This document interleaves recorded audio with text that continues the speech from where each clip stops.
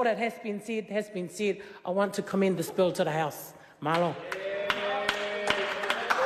Chair. I call Lawrence Yule. Madam Chair, since I've been on the Finance and Expenditure Select Committee, it has been the biggest learning experience for me about how a government should not do a bill. Because actually, Madam Chair, this is a dog of a bill. And I listened to the Honourable David Parker say we don't want to be tenants in our own land. In fact, last week I listened to the Honourable Damien O'Connor say that he doesn't want any farmland to be sold to anybody overseas owner in the future under his watch. He's proud of that. But, Madam Chair, I say there is a balance in New Zealand. We have produced, and there has been sales of 200,000 homes over the last 3 years in New Zealand. 3% of them have been sold to foreign buyers. 3% have been bought by foreign buyers, and we have actually lost in the housing stock to foreign buyers about 1,300 homes in those 3 years. And, Madam Chair, that is not what is behind the cost of housing going up. The cost of housing is going up in New Zealand as a supply and demand equation as a market works. And while those on the other side don't like the market, you go and ask people in Auckland or in my town who have actually had their property values go up from 500 to 700 or 700 to $1 million, they actually are quite happy that there increased equity in their properties. What we're dealing with, Madam Chair, is a shortage of residential land and houses in New Zealand. This is actually having a chilling effect, way greater than that side even understands.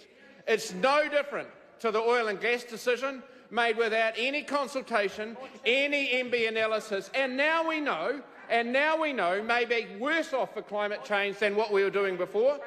There's a lot of advice, even in this space, that says what this will do to the New Zealand housing market will be detrimental. And it's been ignored, Madam Chair, by those on the other side. We've just heard from the Honourable Judith Collins tell us that housing development and apartment development in Auckland has stopped dead.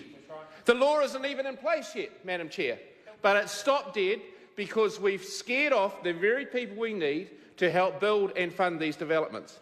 We actually can't have it both ways in New Zealand, Madam Chair, and I'm reminded from the pastoral sector, when the dairy industry is in trouble and when the payout drops to under $5 and a number of highly geared properties are in difficulty, you know what happens? You know the people that are out there? Sorry, Madam Chair, the other side should know what happens. What happens is often large corporates, some of them foreign-owned, come in and actually underpin the market.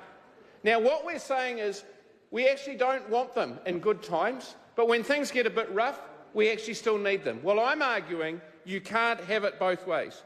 And, Madam Chair, the carve-out provision in Northland, it worried me at the time.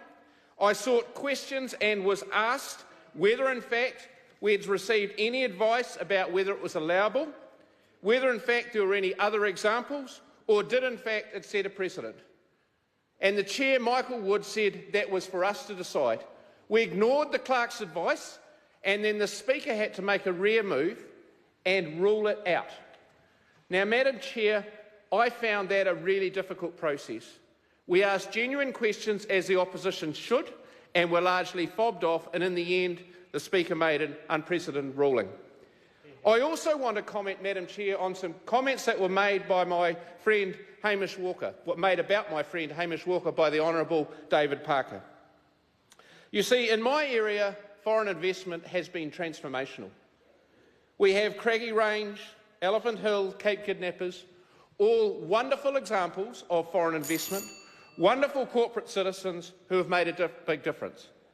And in Clutha Southland, in Queenstown, at Glenorchy, a couple have transformed the Glenorchy camping ground, spent $40 million and donated it back to the community. Wow, that's right.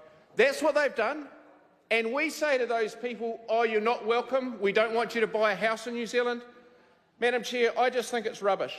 Today we heard from the Honourable Phil Twyford that he welcomed foreign investment. I also heard today that he welcomed flat pack houses from China or some other country to help us with the housing crisis. You cannot have it both ways. You cannot tell people that you want investment from, that they can't live here, but then ask them for all the cash as well. And that's why I think this bill is fundamentally flawed and we oppose it. Great speech. Great speech. Madam Speaker. I call Mark Patterson. Madam Speaker, it's with some